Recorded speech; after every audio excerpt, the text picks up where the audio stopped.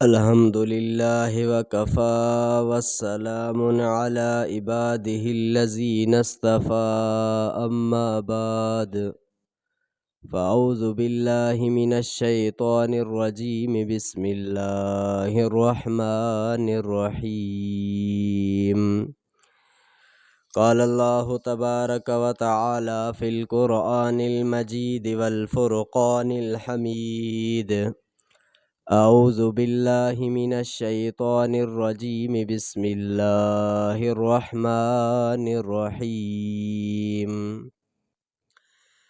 شهر رمضان الذي أنزل فيه القرآن هدى للناس وبينات من الهدى والفرقان فمن شهد منكم الشهر فليصم إن الله وملائكته يصلون على النبي يا أيها الذين آمنوا صلوا عليه وسلموا تسلیما۔ آقا انعام دار حضرت محمد مصطفیٰ احمد مجتبہ صلی اللہ علیہ وسلم تے درود شریف جو نظرانو پیش کیوں۔ اللہم صلی علی محمد وعلی آل محمد كما صليت على إبراهيم وعلى آل إبراهيم إنك حميد مجيد اللهم بارك على محمد وعلى آل محمد كما باركت على إبراهيم وعلى آل إبراهيم إنك حميد مجيد۔ اللہ رب العزت جے کلام مقدس ماں چند آیتوں تلاوت کئی تھم۔ دعا ہے اللہ رب العزت مکھے صحیح بیان کرن بدھنے بدھائن کھان بعد اللہ تبارک و تعالی اوہاں اساں سبنی کھے انہن جے متھا عمل کرن جی توفیق عطا فرمائے۔ اللہ رب العزت جا لکھیں کروڑے احسان جو اللہ تبارک و تعالی اوہاں اساں کے رمضان المبارک تائیں زندہ رکھیو۔ اوہاں اساں جی زندگی میں اللہ رب العزت رمضان المبارک جہڑو بابرکت اے مقدس مہینو نصیب فرمایو۔ ہن مہینے جے لائے حضور علیہ الصلاۃ والسلام رجب جے مہینے کھا تیاری شروع کندا ہا۔ شعبان جے مہینے تائیں تیاری مکمل تھی ویندی ہوئی جیئں رمضان جے اندر کا ڈکھیائی تکلیف محسوس نہ تھے۔ ہن مہینے جے فضیلت ایتا معلوم تھے تو جڈے نبی علیہ الصلاۃ والسلام ہن جے لائے تیاری کندا ہا اے بزرگان دین ہن مہینے جے اچن کھان اگ میں پنج عبادات جی معمول بنائیندا ہا جیئں رمضان جے اندر اساں صحیح نمونے عبادت کیوں اے رمضان جے مہینے جے اندر صحیح نمونے اساں اللہ رب العزت جے انہاں انعامات کے حاصل کرے سگھوں جے اللہ رب العزت رمضان جے مہینے جے اندر وڈ فڑے میہ وانگور پنجو رحمت وسائیندو آہے تا جیئں مومن اخلاص سا اللہ رب العزت جی عبادت کرے اے انہن برکتن کے حاصل کرے سگے۔ رمضان المبارک جے مہینے میں اللہ رب العزت مسلمانن جے متھاں روزے کے فرض کیو آہے۔ روزو اسلام جو چوتھوں رکن آہے جنہیں مانو جے اندر یہ ٹرے وصف لبھن تھا ٹرے نشانیوں لبھن تھا تا ان جے متھاں روزو فرض آ۔ پہریوں وہ تا وہ انسان مسلمان ہوجے کافر نہ ہوجے۔ مسلمان تے اللہ رب العزت روزے کے فرض کیو آ کافرن تے فرض نہ ہے روزو۔ ऐं ॿिए नंबर ते आकिल हुजे याने मजनून चरियो न हुजे याने अकुल रखंदड़ हुजे अकुल वारो हुजे चरियो न हुजे पंहिंजो होश संभाले सघे जीअं दौरान रोज़े जे कुझु खाई पी न ऐं रोज़े जो एहतराम करे सघे। ऐं टे नंबर ते आहे बालिग़ हुजे नाबालिग़ न हुजे। जंहिं माण्हू जे अंदरि इहे टे निशानियूं लभनि थियूं त अल्लाह रब्बुल इज़्ज़त उन जे मथां रोज़े खे फ़र्ज़ु कयो आहे। पहिरें नंबर ते त मुस्लमान हुजे, काफ़र न हुजे। ॿिए नंबर ते त आकिल हुजे, अकुल रखंदड़ हुजे, चरियो ऐं मजनून न हुजे। ऐं टे नंबर ते त बालिग़ हुजे, नाबालिग़ न हुजे। उन्हनि जे मथां अल्लाह रब्बुल इज़्ज़त रमज़ान जे रोज़े खे फ़र्ज़ु कयो आहे। ऐं इन रमज़ान जे रोज़े जो जेको माण्हू इनकार कंदो उहो काफ़र आहे।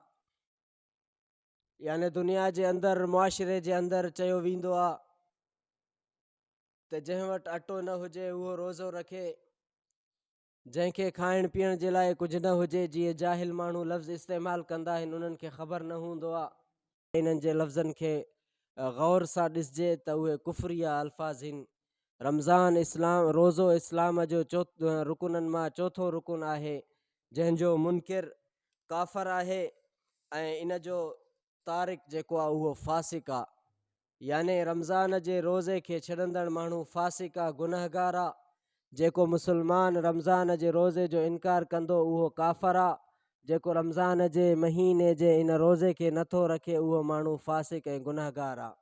हज़रत अबू हुरैरा रज़ी अल्लाह ताला अन्हु खां रिवायत आहे त रसूलुल्लाह सल्लल्लाहु अलैहि वसल्लम फरमायो त अल्लाह रब्बुल इज़्ज़त रमज़ानुल मुबारक जे महीने में मुंहिंजे उम्मत खे 5 शयूं अता फ़रमायूं आहिनि, जेके मुंहिंजे उम्मत खां अलावा अॻ में कंहिं बि उम्मत खे अल्लाह रब्बुल इज़्ज़त अता न फ़रमायो।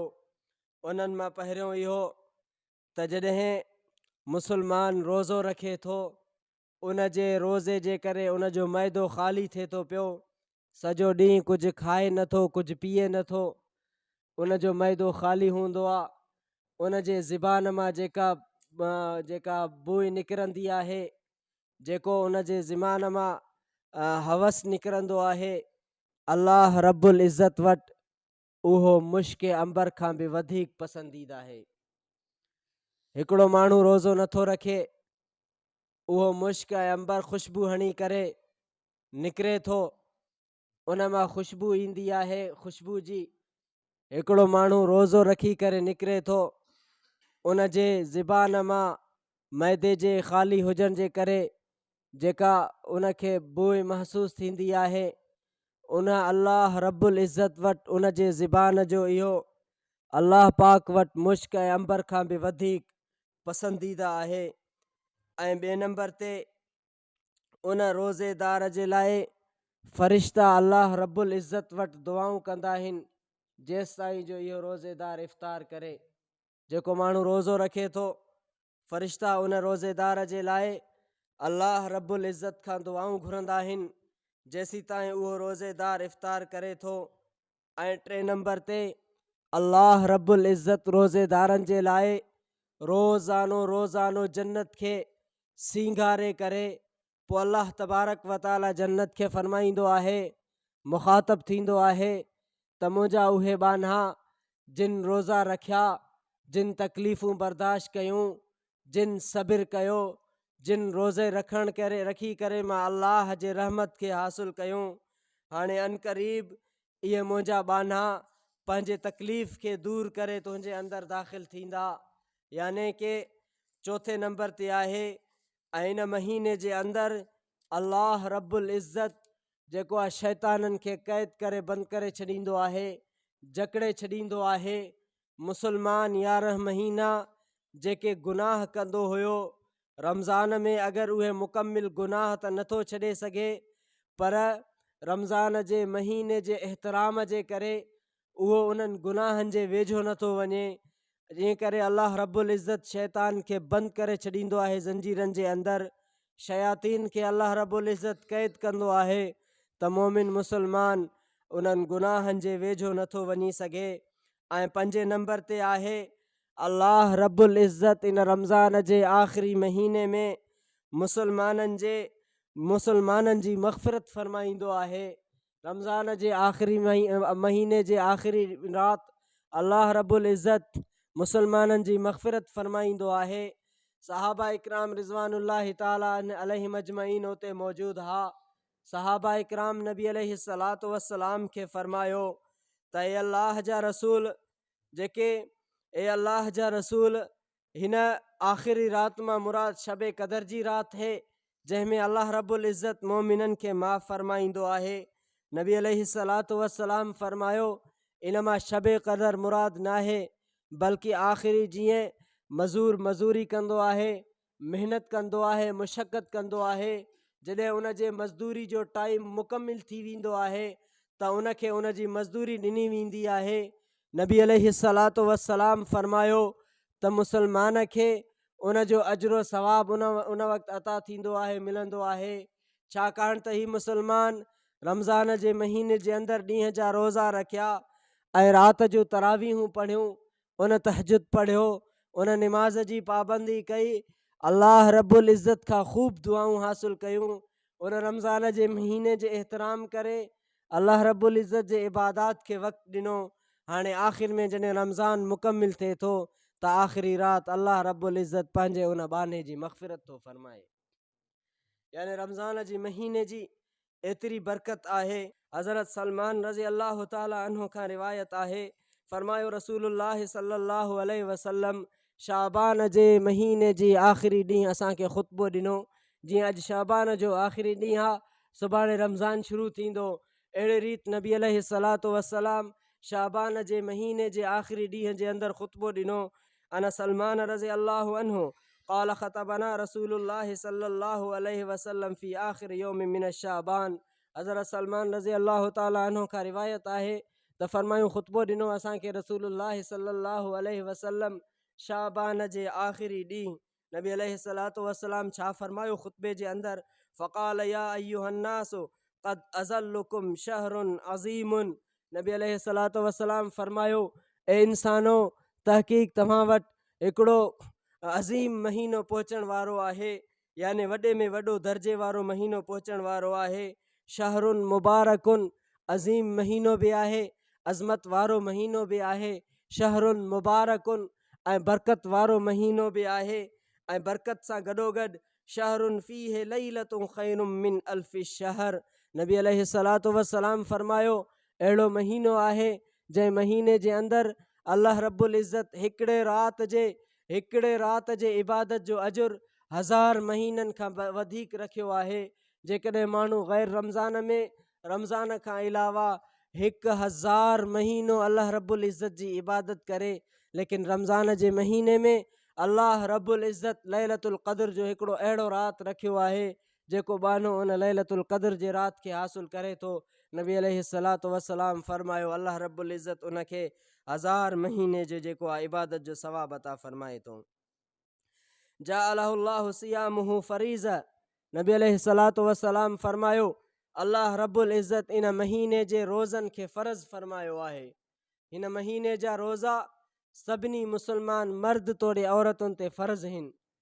यानी हिन महीने जे रोज़नि खे ॾींहं जो अल्लाह रब्बुल इज़्ज़त रोज़नि खे फ़र्ज़ कयो आहे मुसलमाननि जे मथां। वजाअल, यानी अल्लाह रब्बुल इज़्ज़त जे पैगम्बर फरमायो त यानी अल्लाह तबारक व ताला ॾींहं जे रोज़नि खे फ़र्ज़ कयो आहे।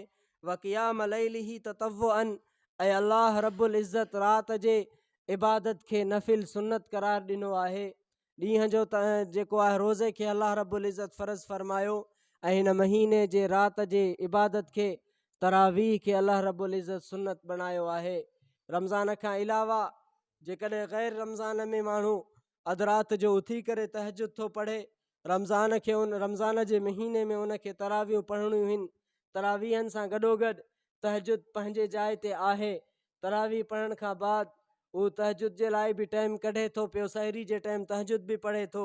लेकिन हिते नबी अलैहिस्सलातु वस्सलाम तरावीहनि जो जेको आहे ज़िकिर फरमायो आहे त अल्लाह रब्बुल इज़्ज़त इन राति जी जेको आहे नफ़िलनि खे इबादात खे सुन्नत बणायो आहे।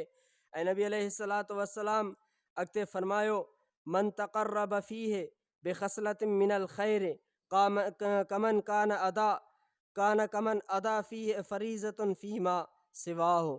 नबी अलैहिस्सलातु वस्सलाम फरमायो जेको माण्हू अल्लाह जे रज़ा जे लाइ हिन महीने जे अंदरि इबादत कंदो, हिन महीने जे अंदरि अल्लाह जे रज़ा जे लाइ सिर्फ़ु हिकिड़ो नफ़िल पढ़ंदो, अल्लाह तबारक व ताला उनखे फ़र्ज़ जो अजुर अता फ़रमाए थो। रमज़ान खां अलावा ॿियनि महीननि में जेकॾहिं को माण्हू फ़र्ज़ पढ़े थो रमज़ान जे महीने में सिर्फ़ु हिकिड़ो नफ़िल थो पढ़े, अल्लाह रब्बुल इज़्ज़त उनखे फ़र्ज़ जेतिरो जेको आहे सवाब अता फ़रमाए थो।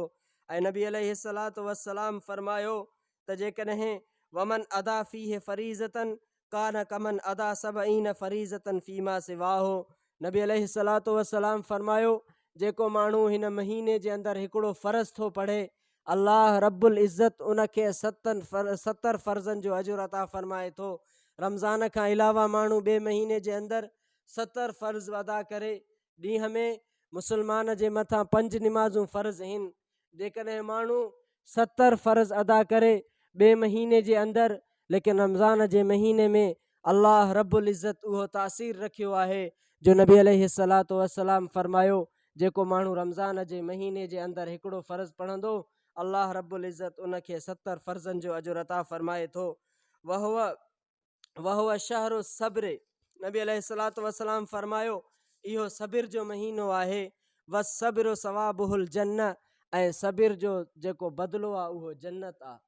मोमिन मुस्लमान रोज़ो रखी पाणी न पीतई सॼो ॾींहुं, मानी न खाधई, फल फ्रूट मेवात रखियल हिन नथो खाए, अल्लाह रब्बुल इज़्ज़त जे तरफ़ां इजाज़त न आहे रोज़े सां खाइण जी। ऐं जेकॾहिं उनखे का तकलीफ़ पहुचे थो रोज़े जे दौरान, उन तकलीफ़ ते हू सबिर करे थो, राति जो उथी करे तरावीहूं पढ़े थो, तरावीहूं पढ़ी करे पंहिंजे निंड खे फिटाए थो, तकलीफ़ूं बर्दाश्त करे थो, ऐं वरी जॾहिं सुम्हे थो वरी सहरी जे टाइम उथे थो, सहरी खाइण जे लाइ उथे थो, उते तहजुद जो निमाज़ पढ़े थो, अधु राति जो उथी करे पंहिंजे निंड खे फिटाए करे सहरी थो खाए। अल्लाह रब्बुल इज़्ज़त फ़रमायो इनखे तकलीफ़ पहुचे थो, इन तकलीफ़ ते जॾहिं हू सबिर थो करे, वस सबिरु सवाबुहुल जन्नह, अल्लाह रब्बुल इज़्ज़त उन सबिर जे करे उन माण्हू खे जन्नत अता फ़रमाए थो। सबिर जो बदिलो जन्नत आहे। वशहरुल मवासाते वशहरु यज़दादु रिज़्कुल मुमिन, ही जेको आहे महीनो ग़मख़ारी जो महीनो आहे। ग़मख़ारी मां मुराद जेकॾहिं पंहिंजे लाइ का भाॼी चाढ़े थो, उन जे अंदरि पाणी कुझु ज़्यादा विझी छॾ ऐं पंहिंजे पाड़ेसिरी जे लाइ, कंहिं औरत जे लाइ, कंहिं ग़रीब जे लाइ, कंहिं मिसकीन जे लाइ पंहिंजे उन भाॼी मां लप कढी करे मोकिल। जेकॾहिं पंहिंजे लाइ कुझु ड्रगणियूं मानी पचाए थो त हिकिड़ो मानी वाधारो करे पचा, पंहिंजे ओड़े पाड़े जे तरफ़ बि मोकिल त उहे बि खाइनि ऐं तोखे बि अजरो सवाब मिले। हीउ महीनो ग़मख़्वारी जो महीनो आहे। ग़मख़्वारी मां मुराद इहो आहे त जेको पाण खाए ॿियनि मिसकीननि जे लाइ बि उन्हनि खां मोकिल। ऐं हिन महीने जे अंदरि अल्लाह रब्बुल इज़्ज़त मोमिन जे रिज़्क़ खे कुशादो फ़रमाए थो, मोमिन जे रिज़्क़ खे अल्लाह रब्बुल इज़्ज़त वधाए थो। मन फ़तर साइमन कान मग़फ़िरतन लिज़ुनूबिही व इत्क़ु रक़बतिही मिनन नार। नबी अलैहिस्सलातु वस्सलाम फ़रमायो त जेको माण्हू कंहिं रोज़ेदार खे इफ़्तार करायो, अल्लाह रब्बुल इज़्ज़त उन जे गुनाहनि खे माफ़ फ़रमाए थो ऐं अल्लाह रब्बुल इज़्ज़त जहन्नम खां उन जे गर्दन खे आज़ादु थो फ़रमाए। जंहिं बाने जे लाइ जहन्नम लिखिजी वई आहे, लेकिन हू कंहिं रोज़ेदार खे इफ़्तार कराए थो, अल्लाह रब्बुल इज़्ज़त उन इफ़्तार रोज़ेदार खे इफ़्तार कराइण जे बदिले में इन बाने जा गुनाह बि माफ़ फ़रमाए थो ऐं उन जे गर्दन खे बाहि खां आज़ादु थो फ़रमाए। वकान लहू मिस्लु अजरिही मिन गैरि अन युंतक़स मिन अजरिही शैउन, यानी नबी अलैहिस्सलातु वस्सलाम फ़रमायो वकान लहू मिस्रु अजरिही मिन गैरिही अन युंतक़स मिन अजरिही शैउन। नबी अलैहिस्सलातु वस्सलाम फ़रमायो जंहिं रोज़ेदार खे माण्हू इफ़्तार कराए थो, उन रोज़ेदार जे रोज़े जेतिरो उनखे इफ़्तार कराईंदड़ खे अल्लाह रब्बुल इज़्ज़त अजरो सवाब अता फ़रमाए थो, पर अल्लाह रब्बुल इज़्ज़त उन रोज़ेदार जे सवाब खे बि नथो कुटाए। अॻिते पैगम्बर अलैहिस्सलातु वस्सलाम फ़रमायो, सहाबा इकराम जो मजमो मौजूदु हो। नबी अलैहिस्सलातु वस्सलाम इहो ख़ुतबो ॾियनि पिया जेका मां अव्हां जे साम्हूं पढ़ी रहियो आहियां। सहाबा इकराम अल्लाह जे पैगम्बर खां पुछा कयो, क़ालू लैस कुल्ला यजिदु मा युफ़्तिरु साइमु। नबी अलैहिस्सलातु वस्सलाम वटि सहाबा इकराम जेके मौजूदु हा, सहाबा इकराम पुछा कयो, क़ालू लैस कुल्ला यजिदु मा युफ़्तिरु साइम। सहाबा इकराम फ़रमायो, अल्लाह जा रसूल, असां जेकॾहिं एतिरो का शइ नथा लही सघूं जो असां कंहिं रोज़ेदार खे इफ़्तार कराए सघूं, कंहिंखे ड्रॉ कराए रोज़ो खोलराए सघूं, कंहिंखे जेको आहे मानी वग़ैरह खाराए करे रोज़ो खोलराए सघूं, जेकॾहिं उहे शयूं असां वटि मौजूदु न हुजनि। पाक पैगम्बर अलैहिस्सलातु वस्सलाम फरमायो फ़क़ाल योती अल्लाहु हाज़ सवाबे, नबी अलैहिस्सलातु वस्सलाम फरमायो अल्लाह रब्बुल इज़्ज़त उनखे उनजो सवाब अता फरमाईंदो। मन फ़तर साइमन अला तमरतिन औ शरबत माइन, नबी अलैहिस्सलातु वस्सलाम फरमायो जेको कंहिं रोज़ेदार खे पाणी जो ढुक पीआरियो उन ते रोज़ो खोलराई बि अल्लाह रब्बुल इज़्ज़त ओतिरो उनखे अजरो सवाब अता फरमाए थो जेतिरो रोज़ो रखण जे करे रोज़ेदार खे अल्लाह पाक सवाब अता फरमाए थो। या खीर जो गिलास लस्सी जो गिलास उनखे पीआरे करे रोज़ो खोलराए, या जेको आहे खारक हिकिड़ो खाराए करे उनखे खारक ॾेई करे उनखे रोज़ो इफ़्तार थो कराए। ऐं मज़क़त लबनिन, या खीर जो जेको आहे ढुक उनखे पीआरे। वहुव शहरुन अव्वलुहु रहमतुन व औसतुहु मग़फ़िरतुन व आख़िरुहु इत्कुम मिनन नार, नबी अलैहिस्सलातु वस्सलाम फरमायो हे उहो महीनो आहे जंहिं महीने जी इब्तिदाई ॾहाके में अल्लाह रब्बुल इज़्ज़त अव्वलुहु रहमतुन, पहिरियों ॾहाको रहमत, ॿियो ॾहाको मग़फ़िरत ऐं टियों ॾहाको जहन्नम जे बाहि खां निजात जो आहे। मन ख़फ़फ़